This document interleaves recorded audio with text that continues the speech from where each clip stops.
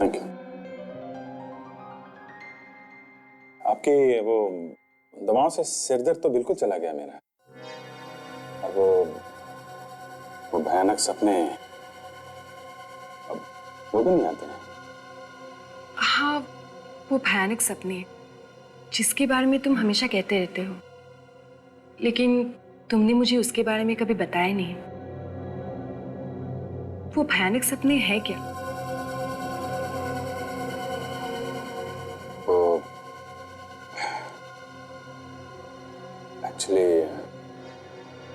देखो अभिजीत, मुझ पे भरोसा रखो। बताओ मुझे, वरना मैं तुम्हारा इलाज कैसे करूंगी? ये बात मैंने किसी को बताई नहीं अभी तक। मैं सपने में अपने आप को देखता हूँ। मैं देखता हूँ कि मैं किसी का खून कर रहा हूँ।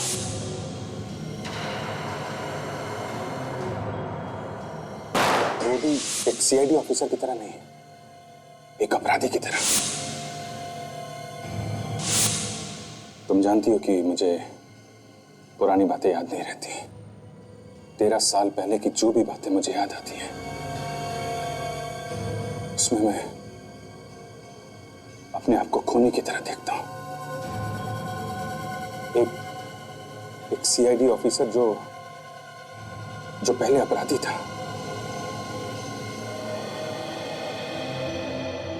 ओके, तो ये बात है। फिक्र मत करो, सब कुछ ठीक हो जाएगा। मैं तुम्हारे साथ हूं। मुझे अपना दोस्त समझो।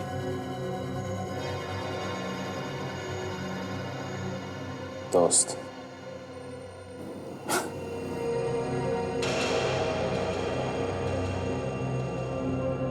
I'm sorry माया, पर इस शब्द से नफरत हो गई है मुझे।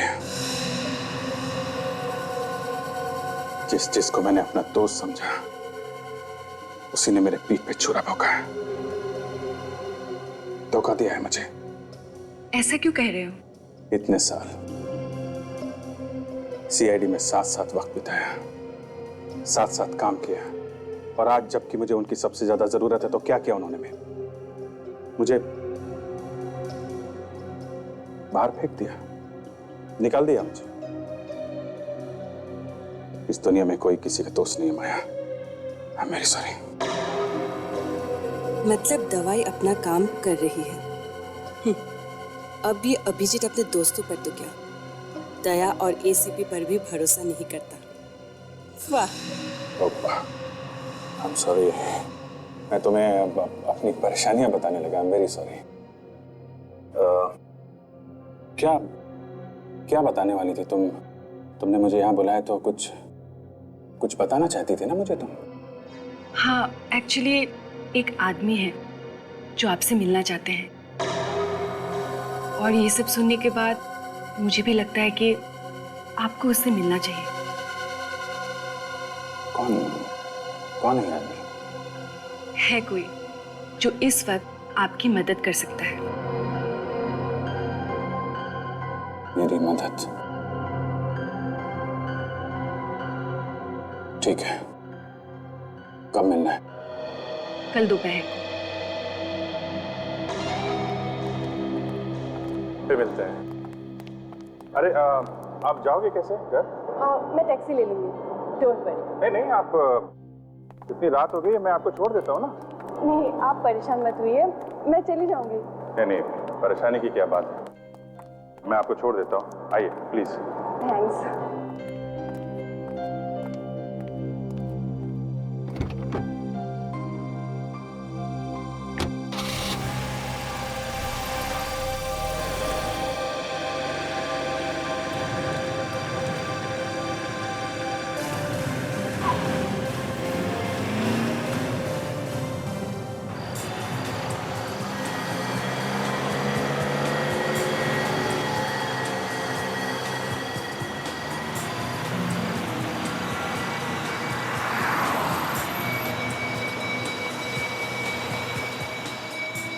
तुम्हें अंदाजा भी नहीं है अभिजीत कि ये दवाइयाँ क्या असर करने वाली है। अगर सब हमारे प्लान के हिसाब से चला तो तुम अपने हाथों से सीआईडी को बर्बाद कर दोगे।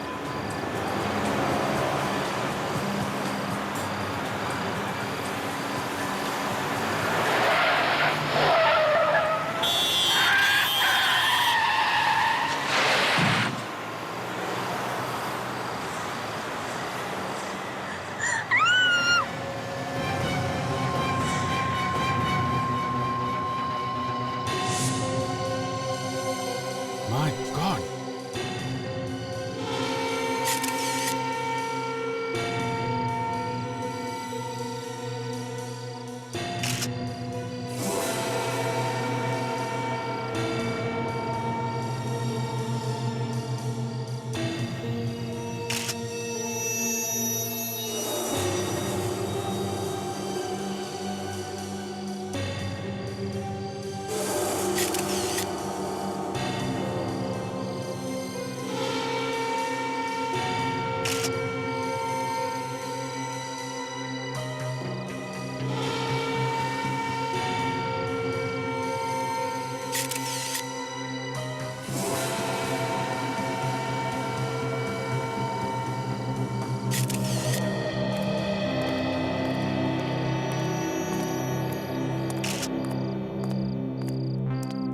सर, शरीर अभी भी गर्म है। शायद थोड़ी देर पहले मौत हुई है और उसके गर्दन पे रस्सी का निशान है। लगता है गला घोट के मारा गया और इसके पास कोई ऐसी चीज है नहीं जिससे पता चल सके कि यह है कौन। वैसे अभिजीत, तुम तो जानते नहीं हो ना इस आदमी को। मैंने आपसे पहले भी कहा ना सर कि मैंने पहली बार देखा इस आदमी को। हाँ, पहली बार देखा है, वो भी उसकी लाश को, है ना? जी और वो भी तुम्हारी ही गाड़ी। जी हाँ, गाड़ी तो मेरी ही है, लेकिन सर मैंने कहा ना कि मुझे पता नहीं चला सर ये लाश अंदर कैसे आ गई। है ना, बड़ी अजीब बात है कि अभिजीत की गाड़ी की पिछली सीट पर एक लाश थी और अभिजीत को दिखाई नहीं पड़ी। मैंने ध्यान नहीं दिया सर। और तुमने बताया कि जब तुमने गाड़ी कोर्ट में पार्क की थी तब तो इलाज गाड़ी में नहीं थी। सर अगर उस वक्त पता चल जाता तो मैं आप लोगों को उसी समय फोन कर देता। हाँ, अच्छा, तुम वहाँ उस होटल में कितनी देर तक थे? हम लोग रात 11:30 से करीब 1:30 बजे तक थे। 11:30 बजे से 1:30 बजे तक। वैसे अभिजीत, तुम रात के 11 बजे से 1:30 बजे तक क्या करने गए थे? डिनर करने गए थे सर। मैंने बताया ना, मैं इनके साथ था सर। अरे हाँ, तो मैं भूल ही गया था। ये तुम्हारी नई दोस्त है ना, माया? वैसे अभी तो भी बताया नहीं इनके बारे में। सर ये नई दोस्त है या पुरानी, इससे आप लोगों को कुछ नहीं लेना देना है। लेना देना है अभिजीत, अब क्या करें, लेना देना है। क्योंकि जब ये लाश तुम्हारी गाड़ी में मिली तब ये तुम्हारे साथ में थी, गाड़ी में। और अजीब बात यह कि इसने भी लाश को नहीं देखा। सर आप इसको बीच में मत घसीटिए। मैं आपको बता रहा हूँ ना, लाश के बारे में जो कुछ मालूम है मैं आपको बता रहा हूँ। अभिजीत, एक मिनट। अगर तुम लाश के बारे में सब कुछ बता रहे हो तो ये बताओ, ये लाश तुम्हारे बंद गाड़ी में आई कहां से और कैसे? सर वो हो सकता है कि गलती से कार खुली रह गई हो और किसी ने लाश उसमें रख दी। अरे अभिजीत, तुम तो एक सीआईडी ऑफिसर रह चुके हो और इतनी बड़ी गलती? उसका तुम पता लगा ही लेंगे। लाश को फॉरेंसिक लैब भेज दो, हम लूनी इंटरनेशनल होटल चलते हैं। Yes sir.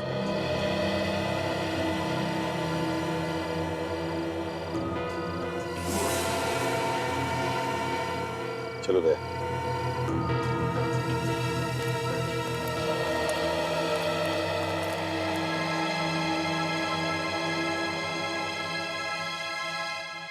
इस फोटो को ध्यान से देखिए। बताइए, इस आदमी को आपने कहीं देखा है? आप में से किसी ने? ध्यान से देखिए। नहीं सर। आपने देखा है? आपने? मैनेजर साहब आप बताइए, आपने देखा है इस आदमी को? जी नहीं, मैंने इसे कभी नहीं देखा सर। सर आपको कोई गलतफहमी हो रही है। देखिए हमारे होटल में ये खून खराबे जैसी उल्टी सीधी हरकतें नहीं होती। यहाँ सिर्फ शरीफ लोग ही आते हैं। क्या शरीफ लोग गलतियां नहीं करते? मान लिया कि तुम जानते नहीं हो इस आदमी को, देखा तो होगा। सर मैंने कहा ना सर, ये आदमी हमारे होटल में कभी आया ही नहीं। इस आदमी का खून होकर सिर्फ 3-4 घंटे हुए हैं। उसके बाद उसकी लाश को आपके ही होटल में पार्किंग लॉट में एक खड़ी गाड़ी में डाला गया, समझे? सर हो सकता है कि जिसकी गाड़ी से ये लाश बरामद हुई है खून उसी ने किया हो। जितना पूछा है ना उतना ही जवाब दो, समझे? ज्यादा दिमाग चलाने की जरूरत नहीं है। लाश आपके होटल के पार्किंग लॉट में मिली है, आपके होटल के। सर ये भी तो हो सकता है कि ये आदमी होटल तक पहुंचा ही ना हो, इसे किसी ने बाहर ही मार दिया। हो सकता है। चलिए हमारे साथ दिखाइए हमें तुम्हारे होटल का पार्किंग लॉट। भाई साहब, इस पार्किंग लॉट के सिक्योरिटी गार्ड आप ही हैं? जी सर। इस फोटो को देख के बताओ कि इस आदमी को तुमने यहाँ आते जाते देखा है क्या? नहीं सर। ध्यान से देखो, अभी 3-4 घंटे पहले ये आदमी यहाँ पर था। नहीं साहब, ये आदमी चल के तो अंदर नहीं आया, गाड़ी में आया होगा तो कह नहीं सकता। सर अगर ये आदमी गाड़ी में यहाँ पे आया होगा तो उसकी गाड़ी पार्किंग लॉट में ही होगी सर। हाँ बिल्कुल। काम करो, पार्किंग लॉट में जितनी भी गाड़ियां हैं पता लगाओ क्या ये सारी गाड़ियां इस होटल के गेस्ट की है क्या? सर मुझसे पूछिए ना, मैं बताता हूँ सर। सर इनमें से आधी गाड़ियाँ तो हमारे होटल के स्टाफ की हैं और आधी गाड़ियाँ उन लोगों की है जो हमारे होटल में रुके हुए हैं सर। तो सचिन, मैनेजर साहब के साथ जाओ और होटल में जितने भी गेस्ट हैं सबसे जाकर के पता लगाओ कि उनकी कौन सी गाड़ियां हैं। चलिए। सर ऐसा भी हो सकता है कि मरने वाला आदमी और खूनी एक साथ ही होटल में आए हो, एक ही गाड़ी में। क्या तुम कहना क्या चाहते हो? जल्दी बताओ। तो फिर खूनी ने यहाँ पे उस आदमी का खून कर दिया और खून करने के बाद उसकी लाश को अभिजीत सर की गाड़ी में डाल दी और फिर यहाँ से भाग गए। हो सकता है उन्हीं ने लाश को अभिजीत के गाड़ी में डाला और यहाँ से भाग गया, लेकिन अपनी गाड़ी में विवेक, अपनी ही गाड़ी में। होटल के अंदर जितनी भी गाड़ियां आती जाती हैं उन सब के नंबर नोट करते हो तुम? हाँ साहब, सब कुछ लिखा हुआ है। विवेक रजिस्टर चेक करो, देखो पिछले 3-4 घंटों में कितनी और कौन सी गाड़ियां अंदर बाहर।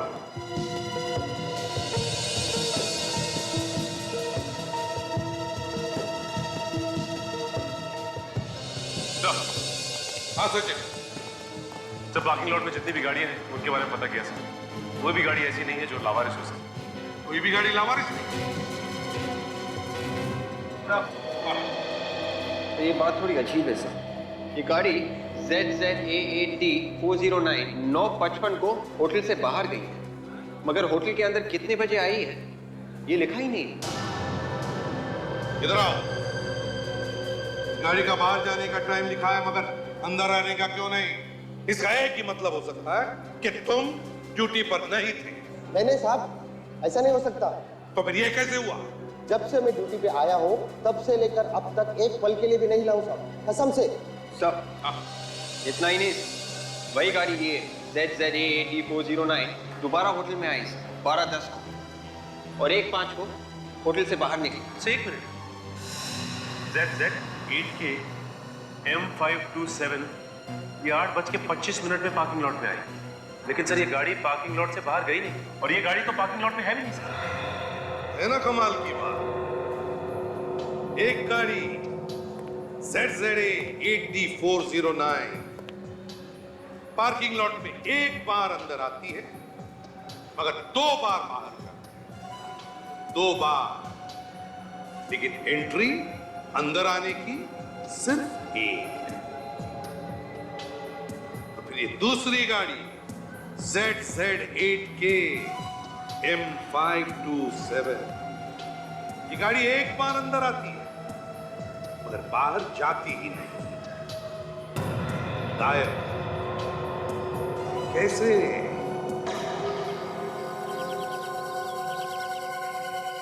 और कितनी देर इंतजार करना पड़ेगा?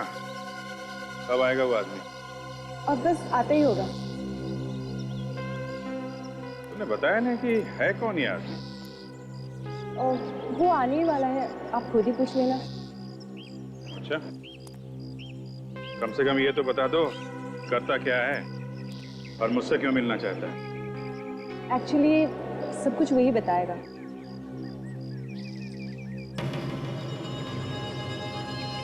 क्या हुआ?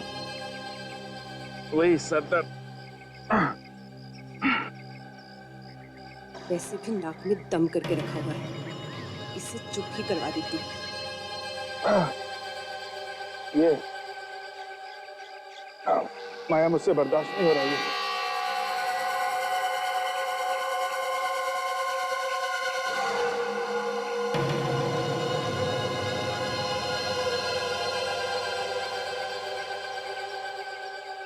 ये लीजिए, ये दवाई ले लीजिए, ठीक हो जाएगा।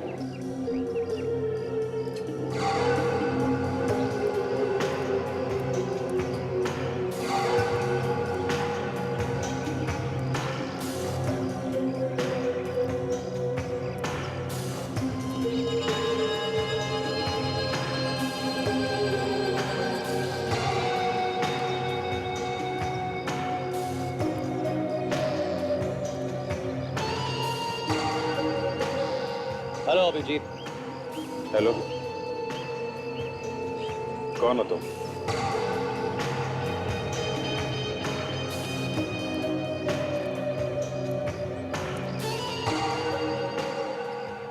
पूछताछ की आदत जाएगी नहीं तुम्हारी। हाय, अमित नाम है मेरा। अमित, क्या बात है? क्यों मिलना चाहते हो मुझसे तुम?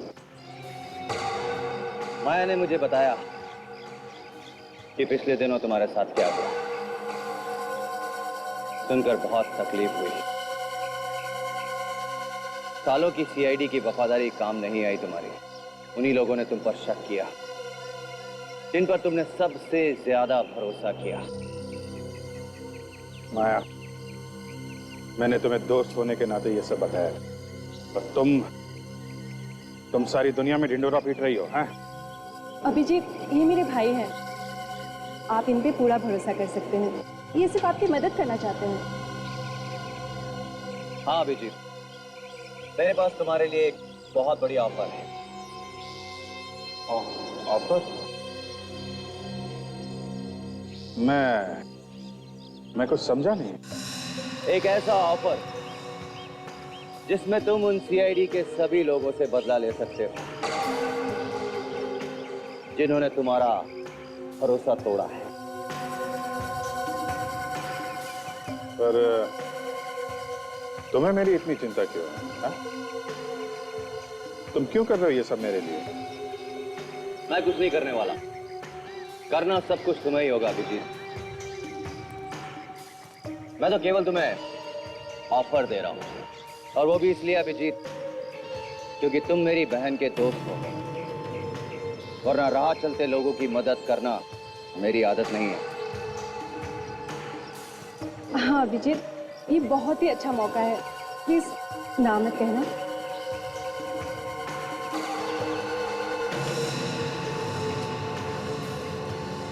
नहीं मतलब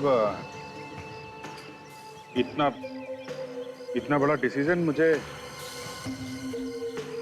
मुझे सोचने के लिए थोड़ा वक्त चाहिए। मैं ये फैसला अभी नहीं कर सकता। देखो अभिजीत, मेरे पास फालतू वक्त नहीं है। तुम्हारे पास आज का दिन है, जितना सोचना है सोच लो।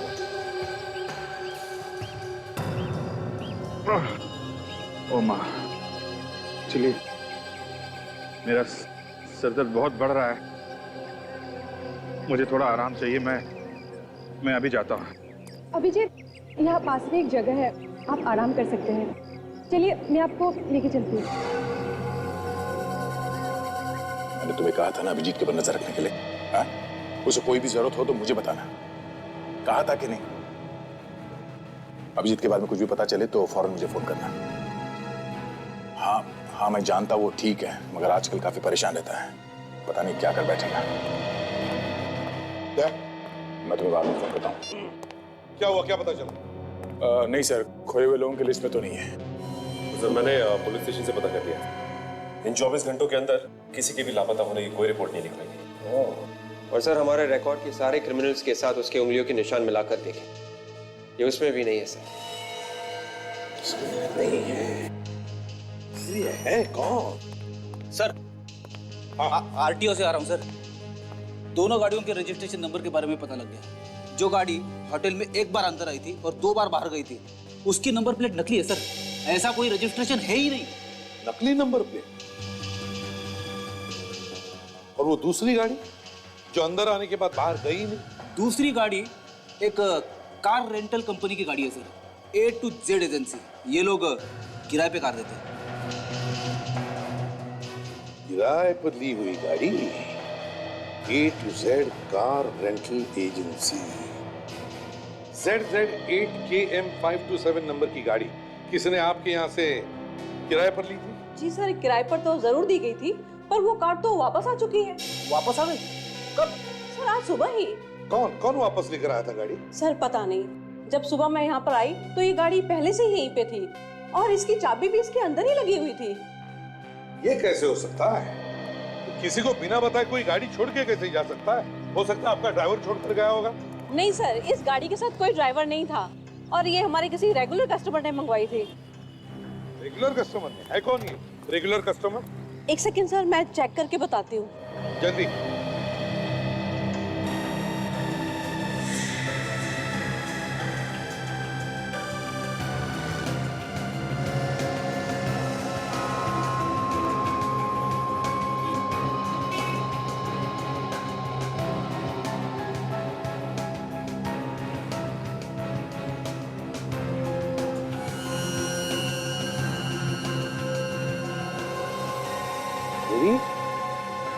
ये देखो, दम जैसे लग रहा है। लगता है किसी ने असली नंबर प्लेट पर नकली नंबर प्लेट चिपकाई है। ये वही गाड़ी है सर जो एक बार अंदर आई और 2 बार बाहर गई।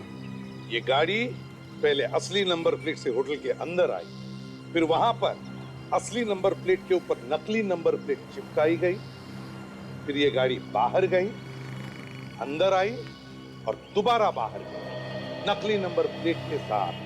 सर? हाँ सर, ये कार एक होटल से मंगवाई गई थी, होटल ब्लूनी इंटरनेशनल। देखिए सर। Hotel Bluny International? जी। मेरी तो वही होटल है ना, ब्लूनी इंटरनेशनल, जहां पर अभिजीत की गाड़ी में लाश डाली गई। Yes sir. किसने बुकिंग की थी इस गाड़ी? सर पता नहीं, यहाँ नाम पता तो कुछ नहीं लिखा, पर सर ब्लूनी इंटरनेशनल से इतनी गाड़ियों की बुकिंग होती है कि हम फोन पे ही गाड़ियाँ बुक कर देते हैं, कोई नाम पता नहीं पूछता। दया को फोन करो और कहो कि वो होटल ब्लूनी इंटरनेशनल जाए और पूछताछ करे इस गाड़ी के बारे में। हमें पता चला कि 10 तारीख को A to Z कंपनी से यहाँ पे एक गाड़ी भेजी गई थी। हमें ये पता करना है कि ये गाड़ी किसके लिए मंगवाई गई थी और उस आदमी का नाम क्या है, जरा चेक करके बताओ। जी सर।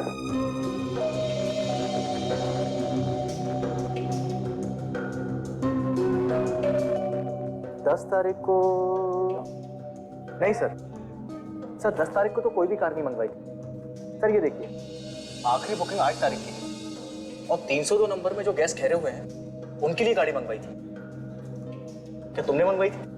नहीं, 10 तारीख को तो मैं यहाँ था ही नहीं। सुनो मिस्टर, 10 तारीख को यहाँ से किसी ने फोन किया था और A to Z कंपनी ने यहाँ पे गाड़ी भेजी थी। क्या गड़बड़ है मालूम नहीं, मगर पता करो और बताओ हमें 10 तारीख को ये कार किसने मंगवाई थी। सर हमारा यकीन कीजिए सर, सर हम लोगों में से किसी ने फोन नहीं किया। सर ये भी तो हो सकता है कि ये फोन यहाँ से ना किया गया और फोन करने वाला अच्छी तरह से जानता था कि होटल का नाम लेने से गाड़ी आसानी से मिल जाएगी। सचिन, वो जो कोई भी है किसी होटल का है। सर एक मिनट सर याद आया, उस दिन A to Z कंपनी के ड्राइवर को मैंने होटल में आते हुए देखा था, लेकिन महेश ने उसे बाहर ही रोक लिया। महेश? कौन है ये महेश? महेश इसी होटल में काम करता है, पहले ट्रैवल डेस्क पे हमारे साथ ही था। इसका मतलब ये सारे के सारे नंबर उसके पास होंगे। और वो कभी भी आसानी से गाड़ी बुक करवा सकता है। जी सर। इस वक्त महेश है कहाँ? आज तो महेश आया नहीं है। मैनेजर साहब उसे सुबह से ढूंढ रहे हैं, फोन भी नहीं उठा रहा है। सचिन, लगता है यही वो आदमी जिसे हम ढूंढ रहे हैं। इसका घर का एड्रेस बताना। यार थारून के इस आदमी को पहचानना मुश्किल हो गया है। कहीं से भी कुछ भी पता नहीं चल रहा है। हम किस लिए बॉस? हम मदद करेंगे ना। वो कैसे? एक मिनट, ये इस आदमी के चेहरे को जरा गौर से देखो। बॉस मुझे लगता है इसने मरने से कुछ वक्त पहले ही शेव की। और ये देखो, इस शेव की वजह से ही इसके चेहरे पर ये कट भी लगा हुआ है। इसमें कौन सी बड़ी बात है डॉक्टर साहब? इसने पुरानी ब्लेड से दाढ़ी की होगी। नहीं ब्रेडी, बात पुरानी ब्लेड की नहीं है। बॉस जरा गौर से देखो इसके चेहरे को। दाढ़ी के नीचे की स्किन चेहरे की बाकी की स्किन से ज्यादा गोरी है। तो बहुत दिनों बाद इसने दाढ़ी की है। और एक बात, ये जरा देखो इसके नाक पर ये दोनों तरफ निशान। सड़की तो चश्मा पहनने की वजह से हुए निशान। एग्जैक्टली, पूरे वक्त चश्मा लगाने से इंसान की नाक पर निशान बन जाते हैं ऐसे। तो देखो, इसकी नाक पर भी ऐसे ही निशान है। और इतना नहीं, इसकी आंख में प्रॉब्लम है। हाँ सर, इसकी आंखों में से हमें वो केमिकल मिला है जो कॉन्टैक्ट लेंसेज पहनते और निकालते वक्त इस्तेमाल किया जाता है। एक बात और बात, इस आदमी के गालों पर से मुझे कुछ चिपचिपा गम जैसा मिला है। देखो अभी भी लगा हुआ। हाँ सारन के गम तो है। इसने अपनी असली दाढ़ी निकालकर नकली दाढ़ी चिपकाई, चश्मा निकालकर कॉन्टैक्ट लेंसेज लगाए। क्यों? क्या जरूरत पड़ी इसे अपना हुलिया बदलने की?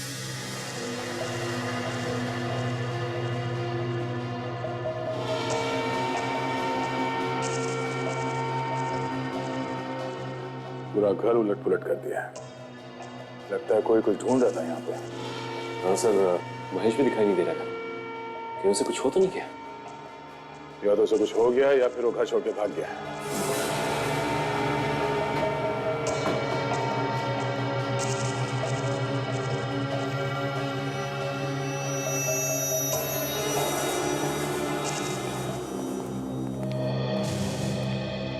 अब जरा ध्यान से देखिए इन फोटोग्राफ्स को, गौर से देखिए और बताइए, क्या ये आदमी यहाँ आपकी होटल में किसी कमरे में ठहरा था?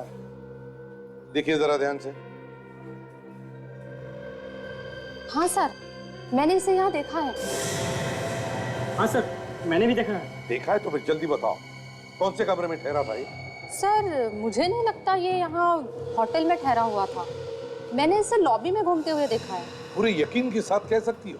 हाँ सर, क्योंकि इसने यहाँ पर कोई भी कमरा बुक नहीं करवाया था। क्या फिर और कुछ याद आता है इस आदमी के बारे में? इसने रिसेप्शन से फोन किया था। किसे किसे फोन किया था? आई थिंक वो अखाज एयरलाइंस में फोन किया था। क्या बात कर रहा था वो, कुछ सुना तुमने? सर ये पूछ रहा था कि 4:30 बजे की दिल्ली की फ्लाइट टाइम पर है या नहीं। दिल्ली की 4:30 बजे की फ्लाइट टाइम पर है क्या नहीं? अखाज एयरलाइंस।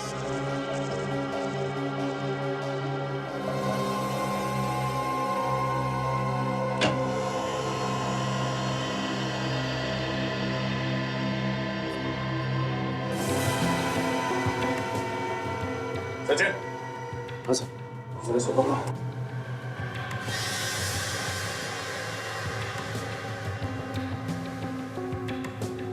मर चुका है सर।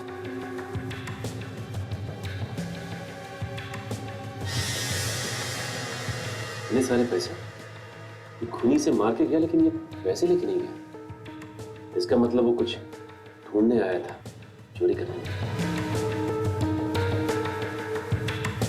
ये देखिए, इसका लाइसेंस है। ये महेश ही है। तो वो ढूंढने क्या आया होगा यहाँ पे? तो हो सकता है महेश ने जो छुपाया हो वो खूनी को मिला ही ना हो। तो काम करते हैं, हम भी इस घर की तलाशी लेते हैं। शायद हमें वो चीज मिल जाए जो उस खूनी को नहीं मिली।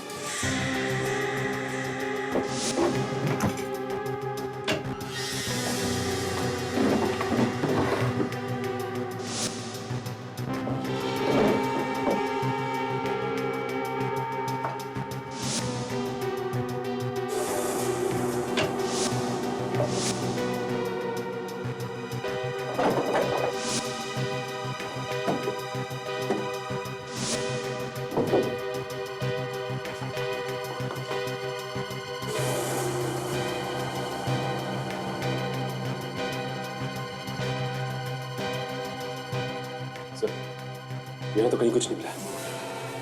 ये देखो, इतनी पुरानी रुई।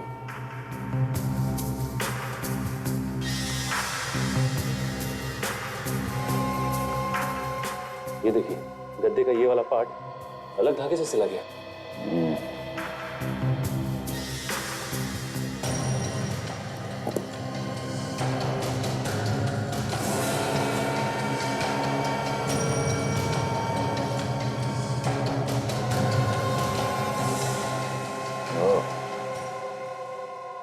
कमरा नंबर 225,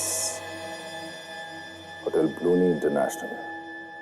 आकाश एयरलाइन से 10 जनवरी को दिल्ली जाने वाली फ्लाइट से ऐसे कितने पैसेंजर्स थे जिन्होंने अपनी टिकट बुक की थी पर फ्लाइट में नहीं गए? सर 1 मिनट चेक करके बताती हूँ।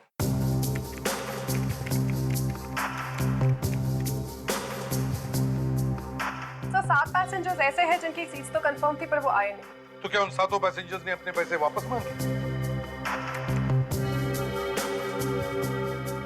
नहीं सर, सिर्फ 4 लोग ऐसे थे जिन्होंने पैसे वापस मांगे हैं और फ्लाइट से थोड़ी ही देर पहले अपनी टिकट्स कैंसिल करवा दी। और बाकी 3 उन्होंने क्या किया? सर उनमें से 2 लोगों ने अगली फ्लाइट में टिकट बुकिंग करवा ली। इस एक ने क्या किया? सर उसने ना ही टिकट कैंसिल करवाई ना ही तो पैसे वापस लिए। क्या नाम क्या है इसका? है कौन ये? सर मिस्टर कुमार है कोई, उनका पासपोर्ट नंबर लिखा है। सर वो यहाँ के नहीं नायरोबी से आए हैं। मतलब एनआरआई था? कुछ लिखा है उसके बारे में? सर उनका टिकट नायरोबी से मुंबई का था और फिर यहाँ से वो दिल्ली जाने वाले थे। अगर ये दिल्ली जाने वाला था तो फिर मुंबई में क्यों रुका? सर उनका फोन आया था, वो बता रहे थे कि नायरोबी से आने के बाद वो 8 घंटे मुंबई में रुकेंगे और फिर यहाँ से दिल्ली जाएंगे।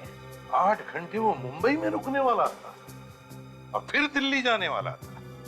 अच्छा, करने वाला क्या था वो 8 घंटे मुंबई में?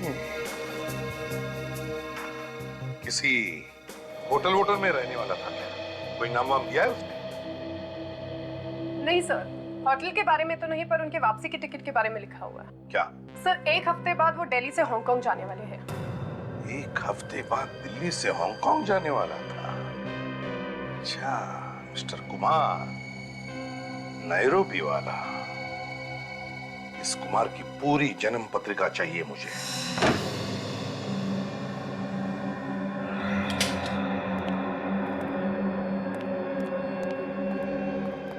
तेरी चाबी महेश के घर से मिली है तो जरूर कुछ ना कुछ गड़बड़ होगा। देखते हैं ऐसा क्या है इस कमरे में जिसकी वजह से महेश ने अपनी जान दे दी।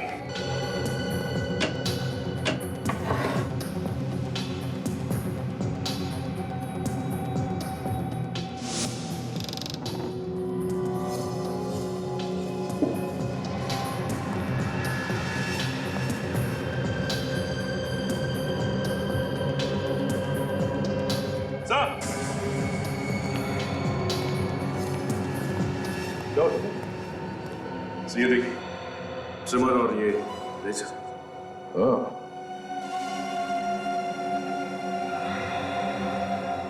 मतलब यहाँ पे कोई तो था जिसने शेविंग भी की है और ये ट्रिमर भी इस्तेमाल किया है। आप तो कह रहे थे कि यहाँ पे ये कमरा किसी को दिया नहीं गया? हाँ, ये क्या? सच सच बताइए, कौन था यहाँ पे? सर मेरा यकीन कीजिए, मैं आपसे सच क्यों छुपाऊंगी। ये कमरा रिजर्व है। ये कमरा तो हम बिना पूछे किसी को नहीं देते, ना ही दे सकते हैं। जब तक हम मैनेजर साहब और मालिक से नहीं पूछते, हम ये कमरा किसी को नहीं देते। तुम्हारे मैनेजर को बुलाओ जरा। सर वो कुछ जरूरी काम से बाहर गए हैं, कल ही आएंगे और उनका फोन भी बंद है। लगता है ये मैनेजर और महेश मिले हुए हैं आपस में। अच्छा, महेश ही जानता था कि कमरा रिजर्व है और हमेशा बंद रहता है? हाँ सर, लेकिन ये तो होटल में सभी जानते हैं। और इस होटल के मालिक मिस्टर सम्राट, वो कहाँ है? उनसे बात कर सकते हैं? सर, सम्राट सर तो पनवेल में हैं। कल रात उनके इकलौते बेटे ब्लूनी पर हमला हुआ था। वो हॉस्पिटल में है और उसकी हालत बहुत खराब है। वो आईसीयू में है। ब्लूनी पे भी हमला हुआ? कैसे? अच्छा, तो कुमार पैसे लेता था खून करने के लिए? Contract killer? हाँ सर, नायरोबी पुलिस ने पक्की खबर दी है सर कि कुमार एक बहुत ही पहुंचा हुआ सुपारी किलर था सर। वो कभी भी कहीं पे भी कोई भी सबूत नहीं छोड़ता था, इसलिए वो आज तक गिरफ्तार नहीं किया जा सका था। सर, नैरोबी का कॉन्ट्रैक्ट किलर यहाँ मुंबई में क्या करने आया होगा, और वो भी सिर्फ 8 घंटे के लिए? किसी को मारने के लिए आया होगा वो फ्रेडी। अगर नसीब खराब, खुद ही मारा गया।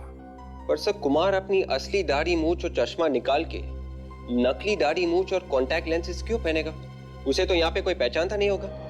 विवेक, उसने अपनी दाढ़ी मूछें हटाकर कॉन्टैक्ट लेंस इसलिए लगाया होगा कि खून करते वक्त अगर उसे कोई देख ले तो उसे पहचान न ले उसके असली रूप में। और फिर उसने ये भी प्लान किया होगा कि खून करने के बाद वो दिल्ली चला जाएगा अपने असली रूप में। असली रूप में मतलब नकली दाढ़ी और मूछें लगाकर, चश्मा लगाकर। और फिर ये भी सोचा होगा कि जब 7-8 दिनों बाद उसकी दाढ़ी मूछें उगेगी तो हांगकांग चला जाएगा अपने असली रूप में। इतनी प्लानिंग के साथ आया है तो किसी बड़े काम के लिए आया होगा सर। हाँ, कोई बड़े काम के लिए ही आया होगा वो। पर सर, उस रात तो शहर में ऐसा कोई भी हादसा नहीं हुआ और ना ही किसी बड़े आदमी पर कोई हमला। हो सकता है कुमार अपनी शिकार करने से पहले ही खुद शिकार बन गया। पर सर, ये कुमार किस पर हमला करने वाला था, ये बात अभी तक पता नहीं चली है सर। वो भी पता चल जाएगा विवेक, वो भी पता चल जाएगा। सर, घूम फिर कर हम वहीं पर आ गए हैं। देखा जो, इसी चक्कर में एक बात तो पता चली गई सर। क्या पता चल गया? यही कि उस रात एक बड़े आदमी पर हमला तो हुआ था सर, लेकिन मुंबई में नहीं, मुंबई से थोड़ी दूर पनवेल। पनवेल में? किस पर हुआ हमला? ब्लूनी पर सर। ये होटल ब्लूनी इंटरनेशनल के मालिक सम्राट का बेटा है। Hotel Bluny International? हाँ सर, और ये हमारा नहीं है, आईसीयू में एडमिट है सर, और इसकी हालत काफी नाजुक है। पनवेल में इंटरनेशनल एयरपोर्ट से 1 घंटे की दूरी पर? मतलब कुमार का प्लान था कि खून करके सीधे एयरपोर्ट चले जाए। ये ब्लूनी पनवेल में कर क्या रहा था? पनवेल में कर क्या रहा था? और फिर सब कुछ इस होटल ब्लूनी इंटरनेशनल से ही क्यों जुड़ा हुआ है? हॉस्पिटल में चलना होगा। मेरा बेटा अभी तक होश में नहीं आया है। आप लोग क्या कर रहे हैं डॉक्टर? मिस्टर सम्राट, हम लोग अपनी तरफ से पूरी कोशिश कर रहे हैं डॉक्टर प्रकाश, लेकिन हमें कोई रिस्पांस नहीं मिल रहा है। डॉक्टर, ब्लूनी मेरा इकलौता बेटा है, प्लीज किसी भी कीमत पर बचाइए उसे। देखिए मिस्टर सम्राट, हम लोग जो जो कर सकते हैं वो कर रहे हैं। बी पेशेंस, धीरज रखिए, सब ठीक हो जाएगा। Okay, B patience. डॉक्टर विद्या, गायनेकोलॉजी वार्ड में आपकी सख्त जरूरत है। क्या पता चला मैनेजर के बारे में? सर, अब तक तो कुछ नहीं, लेकिन फ्रेडी और काजल पता लगाने गए हैं सर। डॉक्टर प्रकाश, सम्राट जी, आपकी कैजुअल्टी वार्ड में सख्त जरूरत है। मैं एसीपी प्रद्युमन, सीआईडी से। सीआईडी? जी कहिए। सम्राट जी, हमें पता चला है कि आपके बेटे पर जो हमला हुआ वो किसी ने सुपारी दी थी, कॉन्ट्रैक्ट दिया था आपके बेटे का खून करने के लिए। कॉन्ट्रैक्ट के लिए? जी हाँ, इतना ही नहीं, वो खूनी, वो किलर आप ही के होटल में ठहरा था, कमरा नंबर 225। क्या कह रहे हैं? मुझे कुछ समझ नहीं आ रहा। एक ही आदमी था जो सब समझा सकता था, महेश, और अब उसका भी खून हो गया। महेश का खून हो गया है? जी हाँ, इसका मतलब तो यही है कि कोई और भी है जो इन सब के बारे में जानता है। शायद आपका मैनेजर। मेरा मैनेजर? और वो भी लापता है। खैर सम्राट जी, आपके बेटे ब्लूनी की किसी के साथ कोई दुश्मनी, कोई झगड़ा वगड़ा? नहीं सर, मेरा बेटा तो बहुत ही खुशमिजाज है। उसकी किसी से कोई दुश्मनी नहीं है। तो फिर आपका कोई ऐसा दुश्मन जो आपके बेटे को मार के आपसे बदला लेना चाहता हूँ। देखिए सर, मैं बिजनेसमैन हूँ, मेरे कई बिजनेस राइवल्स हैं, लेकिन इतनी घटिया हरकत कोई नहीं कर सकता सर, कोई भी नहीं। वैसे ब्लूनी पनवेल क्यों गया था, कुछ पता है आपको? सर वहां पे वो अपनी एक फ्रेंड आशिया से मिलने गया था। अपनी फ्रेंड आशिया से मिलने? सम्राट सर, आपके बेटे की तबीयत ज्यादा खराब हो गई, डॉक्टर साहब बुला रहे, चलिए। ब्लूनी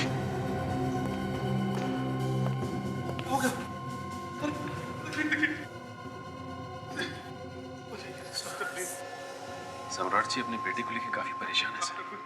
मुझे नहीं लगता कि ये इस वक्त कुछ बता पाएंगे। सचिन, इस ब्लूनी पर हमला होते हुए किसी ने तो देखा होगा, किसी ने तो देखा होगा। गुरुवार को सिद्धांत ऑफिस से 10 बजे आता था। उस दिन भी वैसे ही 10 बजे आ गया था और आते ही उसने आशिया को तैयार होने के लिए बोला। वो लोग पार्टी में जाने वाले थे। तो क्या ब्लूनी भी जाने वाला था पार्टी में सिद्धांत और आशिया के साथ, इसलिए वो यहाँ पर आया था? बड़े बाप की बिगड़ी हुई औलाद रात रात भर हमारे घर के चक्कर काटता रहता था। कितनी बार मैंने मना किया उसे, पर बेशर्म मानता ही नहीं था। इस घर के चक्कर लगाता था वो? क्यों? सर, मेरी बहू ब्लूनी के बाप के होटल में पहले काम करती थी। ब्लूनी उससे शादी करना चाहता था, इसलिए पागलों की तरह हमारे घर के चक्कर काटता रहता था। ब्लूनी आशिया से शादी करना चाहता था? ये सब आपको बताया किसने? मुझे किसी और से पता करने की जरूरत नहीं पड़ी। होटल का मैनेजर आया था ब्लूनी का संदेशा लेके। मैनेजर? फिर क्या हुआ? फिर क्या, बेटे ने उसे भगा दिया। तो उसकी किस्मत अच्छी थी कि मारा नहीं उसे। अच्छा ये बताइए, जब सिद्धार्थ और आशिया पार्टी में जाने के लिए निकले तब क्या हुआ? होना क्या था, मैं ऊपर सोने के लिए जा रही थी, इतने में बाहर से कोई आवाज आई। कैसी आवाज? 2 पटाखे फूटने जैसी आवाज। उसके तुरंत बाद एक लड़के की चीखने की आवाज आई। वो ब्लूनी की आवाज थी। मार दूंगा तुझे, मार दूंगा कह के चिल्ला रहा था। और फिर तीसरे पटाखे की आवाज। मतलब 3-3 गोलियां चली उस रात? हाँ। मैं जब दौड़ के नीचे गई तो वहां देखा ब्लूनी खून से लथपथ तड़प रहा था और मेरा बेटा सिद्धांत और बहू दम तोड़ चुके थे। खत्म हो गया था, खत्म हो गया था। अच्छा ये बताइए, जिस आदमी ने गोलियां चलाई थी वो आपको दिखाई नहीं दिया? आपको किस पर शक है? मुझे मालूम है कौन है वो।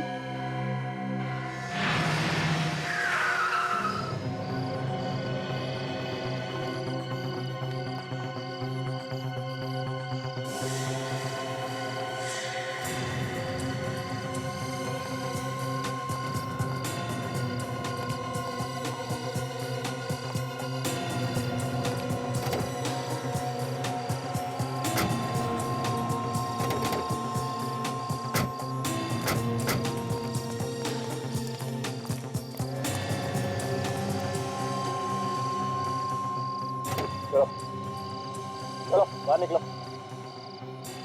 आप लोग चुप। शादीशुदा औरतों के घर रिश्ते लेकर जाते हो? हाँ? मैं रिश्ते ले चलो इसे।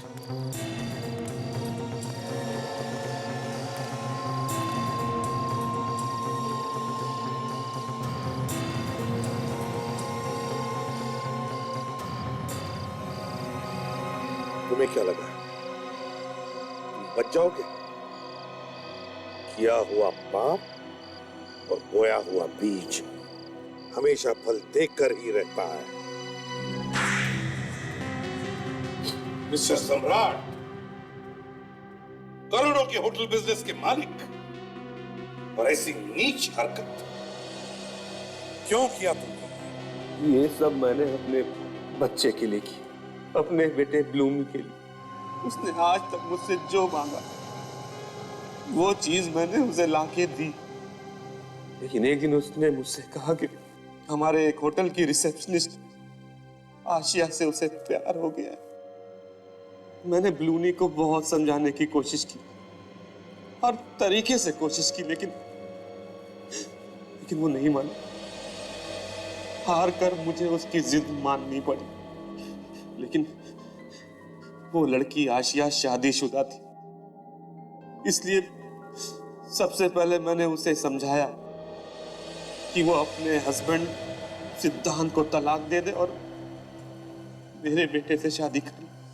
एक शादीशुदा लड़की को अपने बेटे से शादी करने के लिए समझाने पहुंच गए तुम। बेशर्मी की भी हद होती है। फिर क्या हुआ बताओ? मैंने आशिया को पैसों का लालच दिया, वो मान गई, लेकिन उसका पति सिद्धांत वो थोड़ा टेढ़ा निकला। वो किसी भी कीमत पर आशिया को तलाक नहीं देना चाहता था। इसलिए मैंने सोचा कि सिद्धांत को ही रास्ते से हटा दिया जाए। और इसीलिए तुमने नैरोबी से कुमार को बुलाया? हाँ, कुमार असली नंबर वाली गाड़ी से होटल में आया। होटल के कमरे में जाके उसने अपनी दाढ़ी मुझ साफ कर ली और इसी बीच महेश ने नकली नंबर प्लेट उस गाड़ी पर लगा दिया। लेकिन महेश को यह नहीं पता था कि कुमार एक खूनी है।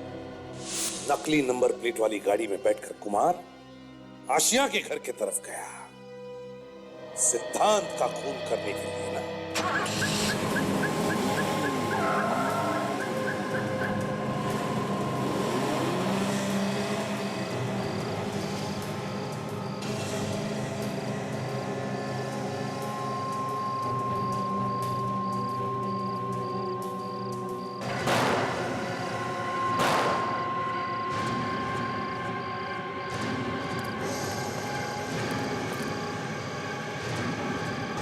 क्या हुआ?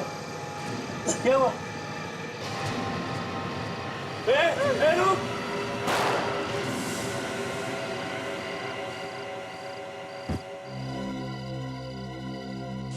सम्राट जी, जिस बेटे के लिए तुमने ये सब किया, कुमार ने तो उससे भी मार दिया। फिर क्या किया तुमने? मैंने कुमार को उसकी गलती की सजा दी।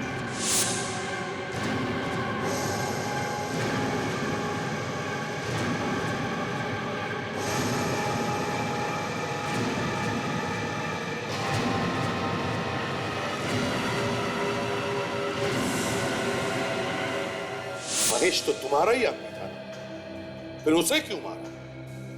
वो जरूरत से ज्यादा जान गया था। अपने बेटे के प्यार में अंधे होकर तुमने 3 खून किए। उसके बदले में क्या मिला तुम्हें? खो दिया ना अपने ही बेटे को। फांसी से भी बढ़कर सजा मिली है तुम्हें। अब जिंदगी भर जेल में सड़ते रहना उसी बेटे की याद में।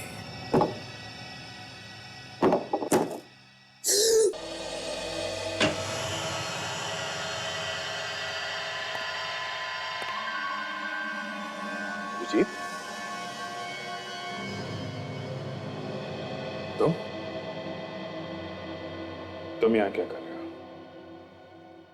यही बात मैं तुमसे पूछ रहा हूं। तुम यहाँ इस मेंटल हॉस्पिटल में क्या कर रहे हो अभिजीत? मेरे लिए सबसे अच्छी जगह यही है, मुझे यही होना चाहिए। तुम ऐसी बातें क्यों कर रहे हो? हाँ? मैं तुम्हें यहाँ रहने नहीं दूंगा, तुम चलो मेरे साथ। अभिजीत, तुम्हें कुछ नहीं हुआ है, तुम ठीक हो। जल्दी से सामान लो और चलो यहां से, प्लीज। मैं कहीं नहीं जा रहा, पर ये दोस्ती का ड्रामा बंद कर दे। उस वक्त ये दोस्ती कहां चली गई थी जब एसीपी साहब ने मुझे सीआईडी से निकाला था? है? कितना भरोसा किया था मैंने तुम पे। मुझे नहीं पता था कि दोस्त की आड़ में इतना बड़ा दुश्मन छुपा बैठा है। दुश्मन छुपा बैठा? हाँ? मैंने तुम्हें कितनी बार तुम्हारे सरदर्द के बारे में पूछा, तुमने बताया मुझे? हाँ? हर बार तुम टालते रहे। और एसीपी साहब ने तुम्हें सीआईडी से निकाला नहीं है। वो चाहते हैं कि तुम आराम कर लो और फिर वापस आओ। कौन क्या चाहता है मुझे सब पता है। तुम्हें जो समझना समझ लो, मगर मैं तुम्हें यहां रहने नहीं दूंगा। तुम्हारा बैग का, चलो।